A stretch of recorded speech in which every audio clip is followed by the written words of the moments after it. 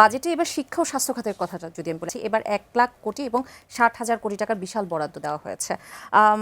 কিন্তু প্রতি বছর উন্নয়ন বাজেটের একটি বড় অংশ কিন্তু অব্যয়িত থেকে যায় এবং বাস্তবায়নের দীর্ঘসূত্রিতার একটি প্রবণতা আমরা সবসময় দেখি। এই খাতের প্রশাসনিক ও কাঠামোগত যদি সক্ষমতা বৃদ্ধি না করে যদি আমরা শুধু বরাদ্দর দিকে নজর দিই, সেখানে শিক্ষা ও চিকিৎসার যে ব্যয় হ্রাসের যে লক্ষ্য, তা কতটুকু অর্জিত হয় বলে আপনার মনে হয়? আচ্ছা, এখানে একটু বলি, আমরা যখনই ব্যয় দক্ষতার কথা বলি তখন শিক্ষা আর স্বাস্থ্যের ক্ষেত্রে আসে। শিক্ষা আর স্বাস্থ্য ছাড়াও অন্যান্য অনেক ক্ষেত্র আছে যেখানে এই ব্যয় দক্ষতাটা খুব জরুরিভাবে আসে। হ্যাঁ, শিক্ষা স্বাস্থ্যের মধ্যে তো আসতেই হবে, এটা মানুষের জীবনের সাথে সম্পর্কিত। হ্যাঁ, কিন্তু এছাড়াও অন্যান্য সেক্টরেও আছে। শিক্ষা এবং স্বাস্থ্যের ক্ষেত্রে ব্যয় দক্ষতা বাড়ানোর কোনো বিকল্প নেই, এটা সত্যি কথা। এখন ধরেন আমাদের পাবলিক প্রকিউরমেন্ট রুল আছে, আমাদের সব কিছু আছে, তারপরেও আমার পিডি, আপনি একটা বরাদ্দ দিলেন, পিডি নিয়োগ হতে ধরেন আপনার 6 মাস 8 মাস লেগে গেল, সেই পিডি আসবে, তারপরে গাড়ি কেনা হবে, সেই গাড়ি কেনার পরে তারপরে ওনারা ভিজিট করবেন, তারপরে সাইট সিলেকশন হবে, এর মধ্যে জমি অধিগ্রহণ করবেন, ধরেন নতুন কোনো কাজ। এই করতে করতে আপনার 5 বছরের প্রজেক্ট আপনি শুরুই করতে পারছেন না, ধরেন কোনো মতে জমি অধিগ্রহণ পর্যন্ত হয়ে গেল।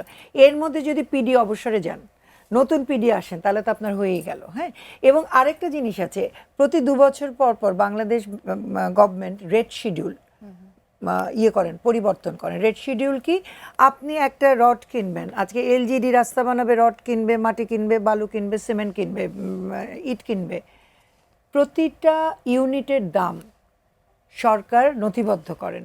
এই রেট শিডিউল মূল্যস্ফীতির কারণে প্রতি 2 বছর পর পর বাড়ানো হয়, চেঞ্জ হয়।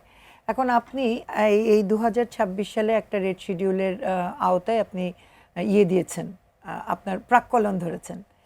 আপনি যদি দীর্ঘসূত্রিতায় পড়ে আপনি ওভাররান করেন, আপনার এই প্রাক্কলন তো অনেক বেড়ে যাবে, এবং সেটা একদম সাংঘাতিকভাবে হয়। এটা শুধু শিক্ষা স্বাস্থ্যের কেন্দ্রের ক্ষেত্রে নয়, শিক্ষা এবং স্বাস্থ্যের ক্ষেত্রে বড় যে জিনিস সেটা হচ্ছে কোয়ালিটি। আমার ধরেন আমি ইউজিসির কথা বলতে পারি, 30 সেকেন্ড। ইউজিসির কথা বলতে পারি, আপনার গবেষণায় টাকা একদমই বাড়েনি।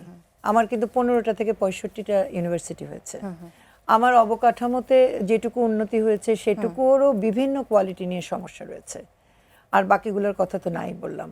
আর চিকিৎসার ক্ষেত্রে আমার রাষ্ট্রের সর্বোচ্চ মানুষ যখন বিদেশে চিকিৎসা করতে যান, আমি তখন খুবই অস্বস্তিতে পড়ি।